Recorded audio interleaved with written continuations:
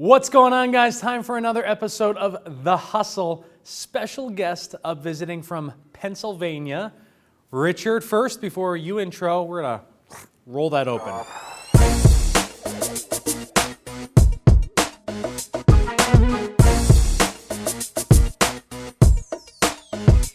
Guys, thanks for joining us for another episode of The Hustle. I am here with good friend, special guest, Richard Crump. He is a fellow bourbon fan, a fellow fan of smoking meats, and just an overall great guy. But I'll let you speak for yourself. Tell everyone who you are. Pretty much anything that involves testosterone, right? I'm Rick Crump. I'm the founder and principal of KineticXperience. It's fantastic to be here. Thanks for having me. Great to have you, man. You know, it's great. When we met back I think in July on what first started off as a misunderstanding text back and forth, and then I started following you on LinkedIn and became a fan immediately. And then, of course, following everything that we value through this election cycle and everything else going on in the world. It's been fantastic getting to know you and your organization. I mean, your team is great, and it's interesting to see the chemistry and the creativity that comes together with it. So just, honored to be here. Thanks for having me. Thank you. It's crazy how this whole social media thing works, right? So I've been publishing on LinkedIn for, a few years, and he and I connected after he read one of the pieces that I wrote. And, I'm assuming you just followed a couple more, and then I get a text at 10 o'clock one night saying, hey, you and I are kindred spirits, we're one and the same, we need to get together, when are you coming out to Pennsylvania? Yeah, exactly, that's how it started. Took the trip out there, got us some damn good beers, and right, we met like in the middle of nowhere and found this brew pub, and we're like, wow. I'm driving past power plants in the middle of cornfields, but tell everybody what you do, because you are the truest sense of entrepreneurship. Yeah, thank you. Well, it's a management consulting services company, and I know that sounds kind of broad, but I think what differentiates us is that there's consulting agencies that work in strategy planning. There's folks that are specialized in customer experience, folks that specialize in process engineering and then digital workflow and things, and we do all of that.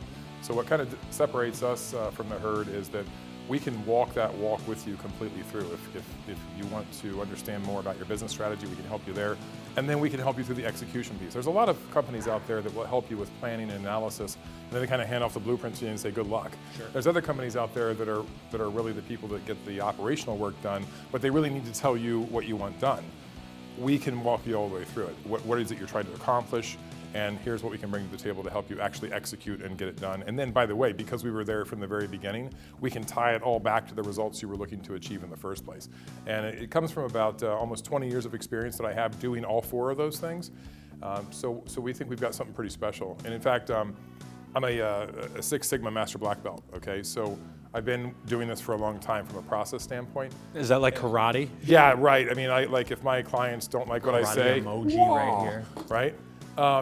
But customer experience right now is where Six Sigma was 20 years ago. Absolutely. And I've been working in the customer experience space since roughly around 2002, before it was even called customer experience. And what's really got me jazzed about that space is we've got something special and unique. We've been working in a disciplined sense in customer experience where others are just still trying to figure it out, much again like Six Sigma 20 years ago. So we think we can actually help define this space. We think we can actually bring some structure and rigor to it to make it very effective very early for companies. Well, I look at that space in terms of UI and UX, and I look at a lot of insurance companies, right? Yes. For the last few years, a lot of these big, bad insurance companies have had really bad websites. Yes. I mean, from the very foundational level of let's change that user experience so that it's easier to do business with us. But I mean, that's just the tip of the iceberg. Yeah, and you've got the challenge where you've got these generational gaps, right? So you've got the baby boomers and the Generation Xers and the millennials, and I think Y still exists somewhere in there, although you never hear about them anymore. But by and large, because of these generational gaps and the gaps and how much technology has accelerated just in the past 20 years, you see businesses really struggling with how to bring technology to bear, how to make it effective for their customer's experience, how not to overwhelm the customer, but how not to leave the customer feeling like it's an underwhelming experience also. 100%. So yeah, it's a tightrope that businesses walk these days. So let me ask you this. I think that this is a great area of support that we can offer to business owners or executives who are watching this right now. You deal with old guys, and yet they're all trying to figure out how to interpret the millennial market and how to monetize the millennial market. So how do you take it? And I don't mean that obviously as an insult. I mean it as an insult to some of them. No, it's a great question though, because there's this Putz law, as I like to call it, where the authority over technology and the understanding of technology are inversely proportional. Right? So those that have the most authority over the company's purse strings understand how to leverage the technology the least sometimes. That's why you see a lot of CIOs as very young people. Sure. But there's a business acumen that comes with age and seasoning and experience, right? So a lot of businesses are struggling with this. What I work with my clients through is a simple question of, are you trying to skate to where the puck is, or are you trying to skate to where the puck's going to be? You listed the insurance industry as an example. I've worked in insurance and finance and other sectors too. And one of the things you'll find with something as simple as perhaps filing a claim is you've got this older demographic that is really the ones that are filing the claims. Sure. And this younger demographic that are buying your product now. Absolutely. And so now they want to know that you're innovative enough that when it's time for them to file a claim, they're going to be there. But how do you do that when the older demographic isn't even using a lot of the technology you're using? Now, if you're looking to skate where the puck's going to be, you're really only about 5 to 7 years away. And then you're going to turn that corner and everybody's going to be raging online and on mobile devices. So it really pays to pay attention to that question of where's your customer base? Are you skating to where the puck is, or do you want to skate to where the puck's going to be? And how far apart are they really? I love it. I mean, you and I have such massively different business models, and yet that core value is the same. You know, I want to talk about the election for a second and see how many people I could piss off. That's right. Let's do it. So 19 months ago, and I'm going to keep throwing this shot in the face of all the naysayers. 19 months ago, I said, listen, if Donald Trump throws his hat in the ring, this was before the primary, the guy's going to win because he's going to run a marketing campaign, he's not going to run a political campaign. Right. But I was basing that on anticipating where the puck was going to be. That's right. So we take a look at that user experience, and we take a look at social media and the fact that Trump's pulling hundreds of thousands of eyeballs on his live feeds, and every other candidate is struggling to get 1,000. Right. So it all goes back to understanding the market and understanding where that market is moving, and you guys are really experts at that from that overarching business perspective. Yeah, and one of the things, I'm so glad you brought that up. On about a week before the election, I said something to my kids, and then they were like, yeah, Dad. And then on election night, I reiterated it to them. I said, you guys are in a very unique position. I said, you're living history, whether you like Trump or dislike Trump, whatever, Hillary or whatever. The fact is, you're living history right now. People will be reading about this election in textbooks. Absolutely. And what strikes me is that everybody has this retrospective perspective on history. We want to look back, and they'll talk about the facts of what happened. They'll talk about the timeline. But there's only one generation that has the opportunity to tell the story of what led up to it. You think about it, my kids' generation and our generation are the only ones that are going to really be able to tell the story to our kids and our grandkids about what the real impetus was that caused this, what the catalyst was, right? And that's so important, because if you don't get that right, then you get a lot of other things wrong. And it's the same way in business. If you don't understand what is leading up to causing you to have to make this change in the first place, and how to be responsive to your customers' needs and accomplish your business goals, you're going to get it wrong on the responsiveness. Spot on. It's something that, because our country right now is so polarized, so terribly, terrifyingly polarized, people are afraid to have these conversations. They are. And it's not about what side you're on from our perspective, Right. from a business and marketing perspective. It's about what the market is doing, and the market freaking dictates everything, and people don't understand that. The market will put you out of business, or will raise your business like cream, to the top. It's so funny, because I hear people all the time, and you and I lean right, hard right, and we're not ashamed of that. Just slightly. But exactly, right? And, is there a left? But when I talk to my friends on the left, they're all thinking that the government's the solution, because it's going to be what punishes the free market. It's going to be what sets everything straight.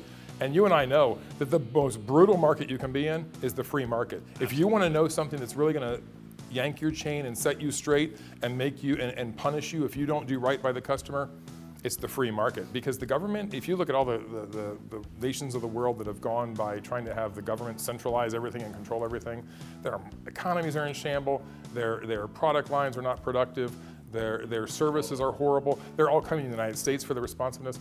The free market, if you really want justice, is where it's at. Well, I had this conversation about the free market with a friend of mine who's, very far on the left, and I brought up the topic, the very controversial topic of the cake bakers who said that they don't want to bake a cake for a same-sex couple for their wedding.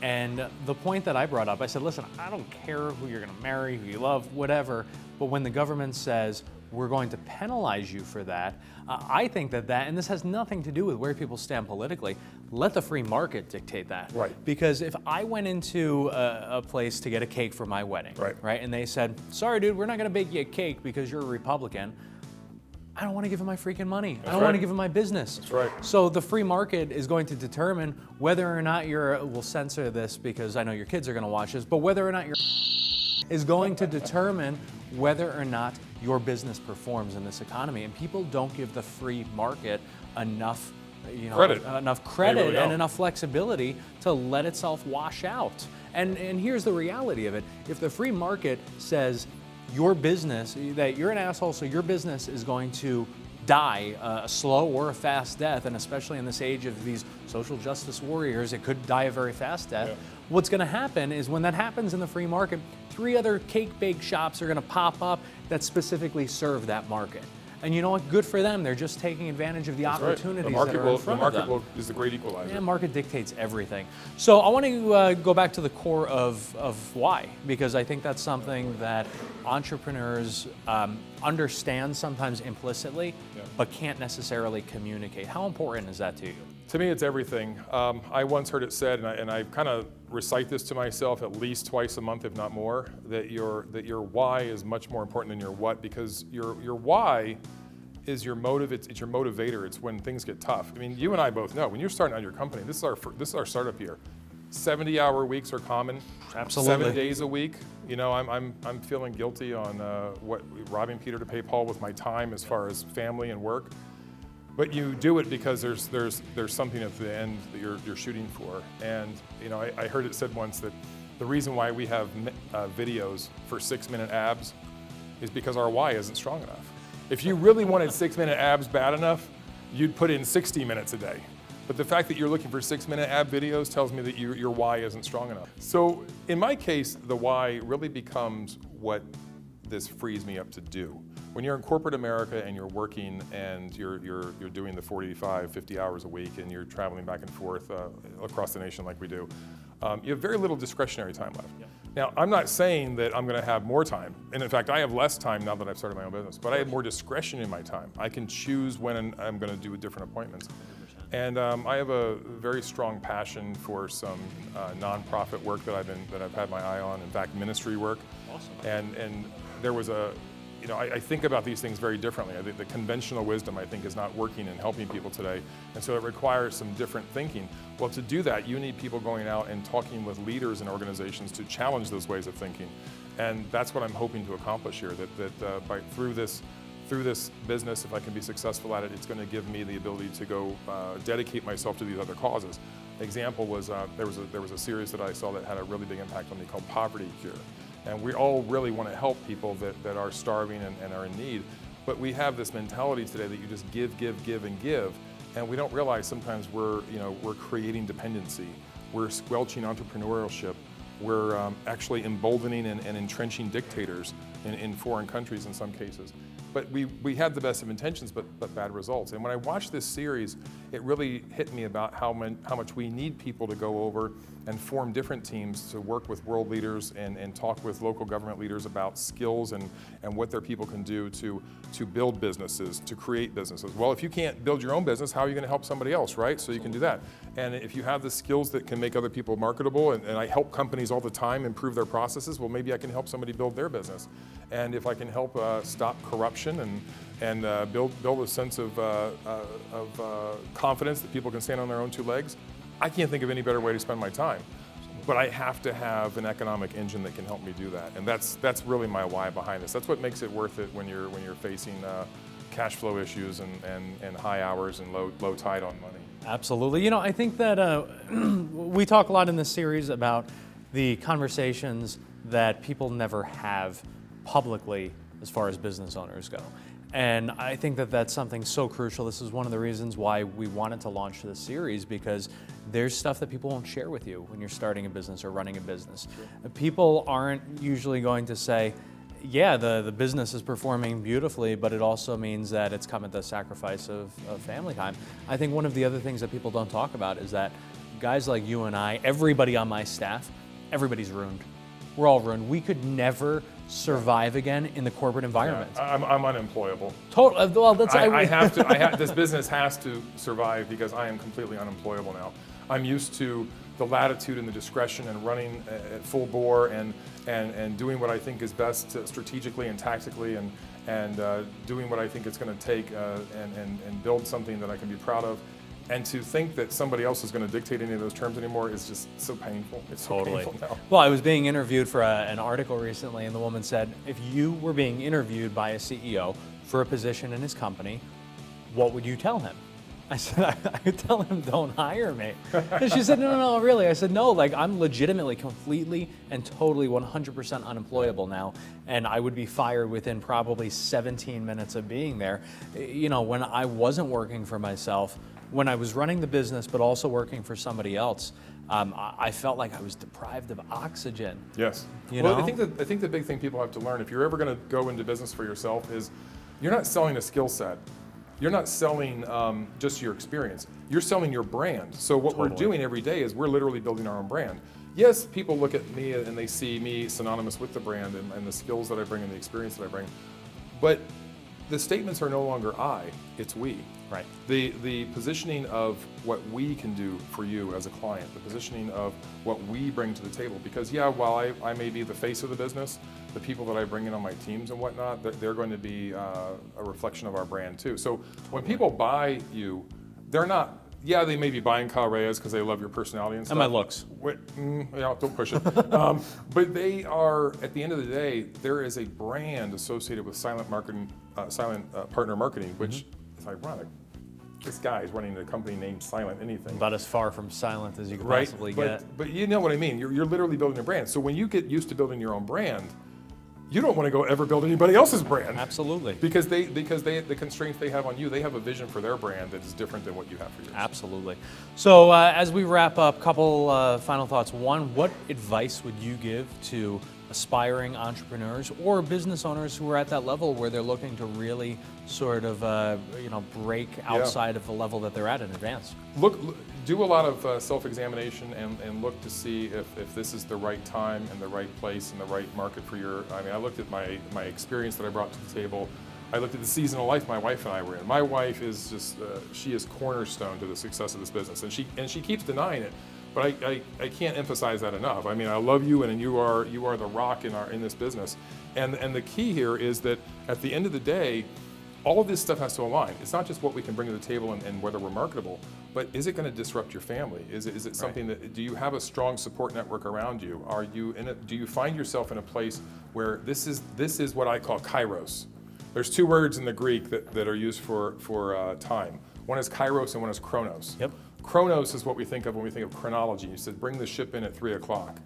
Kairos is favorable opportunity. It says, bring the ship in at high tide. So look at your life and ask yourself, is this Kairos? Is this the favorable time to do this? That's one thing. But I mean, you're absolutely right. Having a significant other who supports you.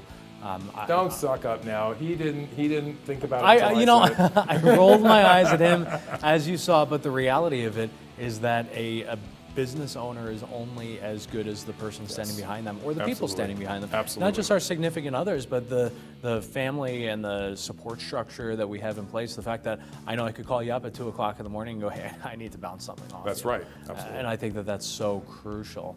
Any other thoughts for aspiring entrepreneurs, business owners? Yeah. Find ways to be cooperative, not competitive.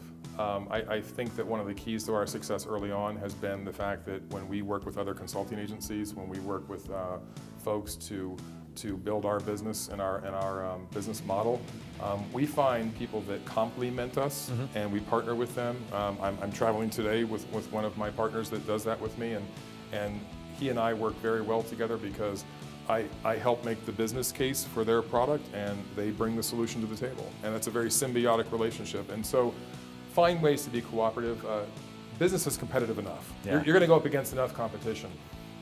Don't kid yourself. Find ways to find synergies and cooperate with other folks. I totally agree. You know, one other thought, because I've heard from a lot of people online in response to the show, you know, you don't understand what I've been through. You don't understand what I came from. You don't understand my background.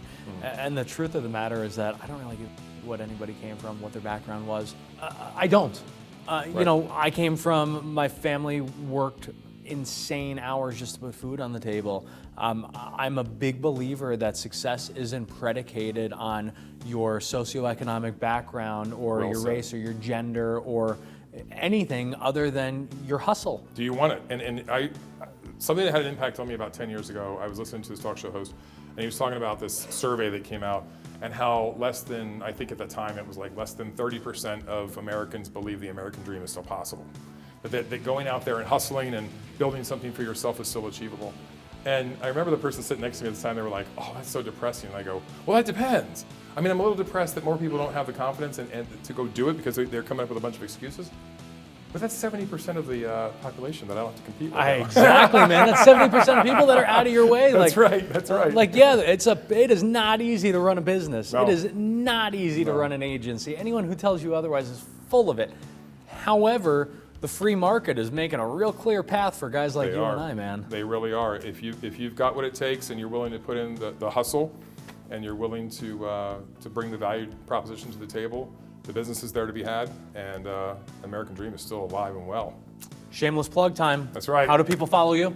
KineticXperience.com. That's Kinetic with no E before experience. If you look at our name, it's got the C and the X next to each other for customer experience. Devon, throw that up there for him, right over his head. Like, curl it around it. Your hair looks good. We're going to mess it up with this. It's wonderful, isn't it? Social media? I'm at KineticXP on Twitter. And I'm looking to him to help me get better on the other social media avenues because I'm kind of lacking there. Baby steps. Right? Follow The Silent Partner on Snapchat, Kyle Ray CEO on Facebook, Instagram, Twitter. Devon, do your thing. Do all these magic things. Throw emojis in there. Make the screen go all wild. It's going to do it for this edition of The Hustle. Brother, thank you again so much. Thanks for having me. Let's go get some bourbon, huh? Let's do it.